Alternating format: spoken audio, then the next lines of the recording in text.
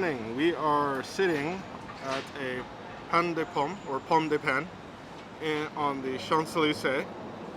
And we began this morning not so early. We actually slept in quite a bit and went into the gardens of Tuileries, right in front of the Louvre. That's where we started. And we walked around a little bit of the gardens so that Mom could actually kind of get a good glimpse of it. We only did the back half, I guess you could say, the half closer to the Champs-Élysées. Towards the Concord. Yeah, towards the Concord, because we wanted to, one, walk less, but two, we'll be able to go see the other half when we go to the Louvre tomorrow, I believe, actually. And so we walked around the Concord, took some photos there, and finally we just walked down from the gardens all the way to the Champs-Élysées to where we're at currently. Mom needed to use the restroom, and I was like, okay, let's get some breakfast. Stopped here to get some bread and coffee, and now we're gonna continue on our way down to the Arc de Triomphe, and then probably turn around, find a train station somewhere, and head off towards our next journey. I don't have it memorized, but I think we're going to the cemetery that's nearby next, and then we'll be hitting up some canals later tonight. So anyhow, that's just a quick check-in and kind of intro to the day. All right, be back in a second. Welcome back, future editor Charlie here. Just realized that I actually skipped a little spot here between going from Pomme de Pain to the Arc de Triomphe. And that really is that we walked the Champs-Élysées. We were looking at the monolith that was at the very beginning of it, so to say, at the end of the Tuileries garden, Tuileries garden, I believe it is. And we walked the entirety of the Champs-Élysées from that garden all the way down to the Arc de Triomphe. And we did stop by a couple of places on the way, and one of the big ones was the Ladurée for macaroons. And the thing was, Mom and Lynn both didn't know what that was. When I brought them in and showed them the store, they were blown away because they're just like, it's just any other cafe, right? I'm like, no, this one's particularly known for macaroons. And the decoration, the boxes, they're all just gorgeous. And we ended up buying a set of, I think it was like 6 or 12. We still have the box somewhere here, but we bought it to where they would give us the bigger box. Otherwise, they kind of just put it in a little bag for you. And just grab that real quick. It was a short stop. We didn't do anything there because Mom and Lynn were like, we just had bread at the Pomme de Pain. And so we grabbed it and left, but they were really amazed by the inside. And of course, you see all the large stores as you walk through the Champs-Élysées. And one of those stores was the Louis Vuitton. That's really one of the big things that Mom wanted to see while she was there. I mentioned this later in the video, but this was Mom's first kind of like run-in to like a superstore for Louis. And she was like, whoa, this thing is massive. And so we took some quick video of it, but I told Mom that we were going to the consignment area in Le Marais later so that she could actually just go shopping for a used one. That'll change later on, but I'll actually discuss that at that time. Just wanted to cut in to say that we did see parts of the Champs-Élysées while going through, or well, from the gardens to the Arc de Triomphe. Alright, back in a second. Welcome back. We are standing in front of the Arc de Triomphe. We're no longer on the Champs-Élysées. We're off one of the other streets that come off of the Arc de Triomph's roundabout. And we just walked over to it. The tunnel is exactly as I remembered, except for the fact that because of COVID, they've kind of blocked things off a little differently now. Also, they actually have like some sort of event going on. Lynn overheard one of the guards talking to a tourist about them moving the flame of the unknown soldier that they have. Well, it's the tomb of the unknown soldier and the eternal flame that burns for him, or for them. And it's they're moving it, and she thinks she heard Normandy, but we don't know. There might be some sort of celebration coming up. I think it's too early for D-Day. So, and then I don't know if they have, maybe it's Bastille Day or something coming up. I'm not actually 100% sure. But it's the 6th, so it's not Cinco de Mayo. Anyhow, we were able to walk underneath the tunnel over to the tower, or to the Arc. We actually started by walking kind of around it on the outer ring, like the outer sidewalk of the roundabout, and then went under the tunnel to the roundabout, and then just walked a little bit underneath it and walked around it. You couldn't get all too close underneath it though because of stanchions that were actually blocking off everything. There's ceremony. Yeah, there was a ceremony going, and I think they actually make you pay to go into that section as well now, which that used to be free. So the only section that I ever paid for was to go to the very top of the Arc de Triomphe. That was like 20 euros per person, so I didn't really feel that it was worth it, seeing that we're only to be here for like a half an hour max. We are definitely on our way to our next spot now. We're moving off to the Lachaise cemetery, and so that'll be super interesting. At least I'm looking forward to it. So we'll see what happens, because I've never been there before. But this is just a quick check-in, and we'll be back in just a second here. Welcome back again, and part 2 of things that I forgot from future editor Charlie. I forgot to mention that we went to Père Lachaise cemetery right before we went to the Saint Martin canals, where they filmed a lot of the Amélie scenes for the movie. And I didn't want to miss out on saying that we went to the cemetery, because it's actually quite amazing. All the tombs that are there are probably like the inspiration, if not, this is the exact type of culture that Louisiana got for like New Orleans, how they have their above ground cemetery as well. I do know that they're below sea level, so there's a thing with that, but the way that the cemetery is set up, it's almost as if it was made to be a spectacle. It's really pretty. It's really well forested. It's really, the greenery there is really pretty. It is walled off, I will say, and the place that we got lunch was actually right across the street from it, and we just got a random lunch that whatever was available. I believe we got Italian food, but the main thing was that we were there for all the different types of tombs, and they had all sorts of different religions in there. Everything from, saw the Star of David, a lot of crosses, obviously. We even saw some Buddhist stuff, which was pretty neat.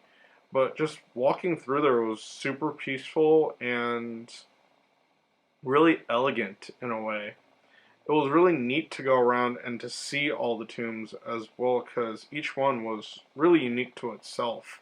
Some of them were like more like mausoleums. I think that's what they're called, like huge, huge buildings that that surrounded whatever was inside. A lot of them were locked, and we didn't really bother walking into any of the tombs, but it was interesting in its own way, and I just wanted to make sure that I got into this video that we did go to the Lachaise cemetery, which again was just a real cool kind of trip into something different in Paris. But yeah, back to the days in Paris.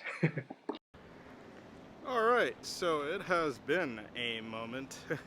I think the last time I checked in, I was at the Arc de Triomphe, and we have come quite a long way since then. Standing in the middle of the Seine on an island next to the Statue of Liberty. And yeah, wow. Okay, so after the Arc de Triomphe, we went to the Canal Saint Martin, and we walked all up and down the canal looking for kind of where they filmed some of the Amélie stuff. and then which was kind of like on a bridge and then on a lock somewhere. And then we walked about half of it before Mom was starting to complain that she was getting tired. And so, fair enough, like, we did a lot of walking. So we decided to go to the Les Mers area, I believe that's what it's called, to do a little bit of shopping. And the shopping that we're doing was for kind of like used high-end products, consignment stuff, or like second-hand stuff. And here's the crazy thing, like, they're all in really nice condition, so they still go for a pretty penny. They're not dirt cheap, but they're not really expensive either. Like, we found an $800 wallet for 490 euros. 800 euro wallet for 490 euros, which was kind of cool. And I say wallet, I meant purse. But it was a secondhand owned, and you know, it made Mom actually really think when she was looking at all of it, because you don't have a choice of what you're getting. It is what it is. So these shops just have whatever people are trying to get rid of, really. And so Mom decided that maybe she does want just to buy a brand new Louis Vuitton and get the tax write-off on it, which is legitimate, I would say. Why not, right? Take advantage of that. And then we walked to about, 4 or 5 of these different consignment centers and secondhand stores before Mom thought that. So then we decided that we're going to come here to the Statue of Liberty. But Mom was kind of getting tired of walking, so she's like, could we go somewhere else instead? And truth be told, I'm like, yeah, sure, let's go to the Galeries Lafayette. It's actually closer. So we went to the Galeries Lafayette Haussmann, I think that's how that's pronounced. It is the famous one that has the crazy dome in the middle of it, where you could get that great, all the colors and everything. It's really amazing. Speaking of amazing, the view is amazing that I have. It's just the Eiffel Tower there. We're just walking along the Seine. Anyhow, so we went there, checked out that dome. The other thing you're supposed to do when you're there is go to the rooftop terrace, which we did.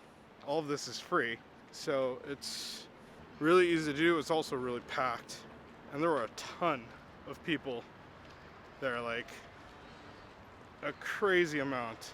And the thing my mom noticed is that it's the most Asians she's seen since arriving in France, which is really funny. But it was good. Like, the view is just great. Like, any rooftop view, I think, can't be all too bad when you're here. They're all really, really, well placed. It doesn't matter where you're at, because you're gonna have a good view of one of the buildings around here. And so we finished in about an hour maybe. Mom was actually waiting at the Louis Vuitton at the Galeries Lafayette, the line. And one of the linesmen came up to her and asked her what she was buying. When she said she was going to buy a purse, the guy just apologized and said they were closed. And Mom kind of got confused. She didn't understand what they meant by they're closed. They're clearly open, and they're open until 8 o'clock. But the amount of people that are in front of her was a guarantee that she wasn't going to be able to get served, is what the dude was saying. So they just closed the line off, which, I mean, I think personally is considerate, because they could judge about how long it takes to sell any of their items, and the guy was legit we can't we won't be able to get to you. You're gonna wait, and then we're gonna close the doors because it's gonna be past 8 o'clock. And so, fair enough. That was kind of the last straw for Mom, though. And she was really tired. Her back was hurting. Her knee was hurting. And she asked if she could just go home. And we were already mapping out to come here to the Statue of Liberty and to the Pont de Bir Hakim, I think that's how it's said, which is the crazy bridge from like every movie that's ever taken place in France. It'll make more sense when we actually get there in a second here. And Mom was just not having it. She was like, can you load the directions into Google on how to get home and just go see it yourself? I have no qualms with that. Loaded her up with Google Maps and pointed her towards the hotel, and Lynn and I are here checking out the last two things of the night, and then we're gonna go get dinner. We'll see what happens for dinner. I'm not 100% sure, but so far we've done a lot of traveling today, and we've covered quite a few things, I think, right, Lynn? Yeah, we've seen quite a few things. And what's funny is that I kind of have a free day, but I don't know if the day is going to be open for Mom to be able to go shopping, because I figured, she said the only thing she wants to do here in Paris is to buy a Louis Vuitton. So we'll go ahead and get Mom to a Vuitton, as they say here. Yeah. We'll just, yeah, exactly. We'll get there before they open, have breakfast along the road. We'll probably go to the one on the Champs-Élysées and just have Mom go ahead and get in line early and get her bag or her purse or whatever she wants. And yeah, we'll check back in a moment here, but we're gonna get to this bridge first, so be back in a second. All right, welcome back. I am currently sitting inside the hotel room, obviously. So after hitting up the Pont de Hakim, Bir Hakim, we went to a Japanese restaurant that was right down the street from it and did a little research on how to get back to the hotel and had dinner. The dinner was mediocre. I wouldn't say it was great, but it wasn't horrible either. I got a chirashi bowl, and Lynn got a sushi and barbecue mix. My chirashi bowl was delicious. It was just the sushi rice with maguro and sake or salmon. And Lynn got the salmon sushi as well as a chicken and cheese barbecue, which was a little different. So it was alright. It also came with a salad, which was not good. Both Lynn and I noted that it was like kind of that pickling that like certain Chinese restaurants do. But like whatever, we were able to eat it. And then Lynn got, and then we both got the miso soup, which was fine as well. So it worked out in the end. As we came out, though, what we noticed was that everything was lit up. And so we decided to go back to the bridge and take a video of the bridge that was all lit up, as well as the Eiffel Tower, which was lit up. And I think I could throw that in on the end here, like the actual light show that the Eiffel Tower has. One thing I did forget to do, though, is I never did a room tour of this place. So let me go ahead and do a room tour of our hotel right now.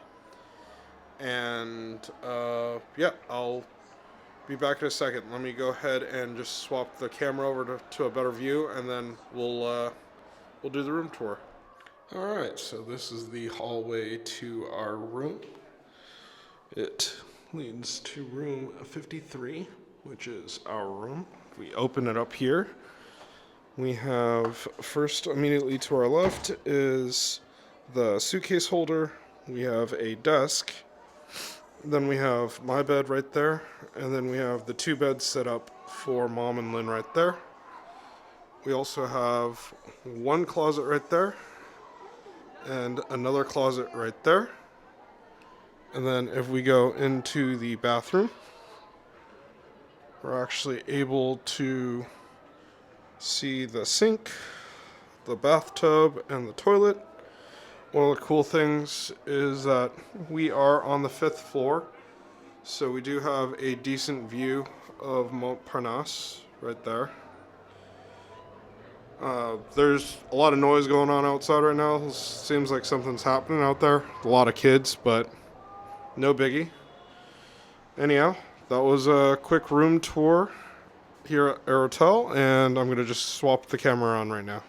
Alright, and so that ends that room tour. It's actually quite spacious in here. It's really nice. And tomorrow we have somewhat of a packed day. We're going to the Eiffel Tower, the Louvre, the major attractions, so to say. So, yeah, we'll be looking forward to that.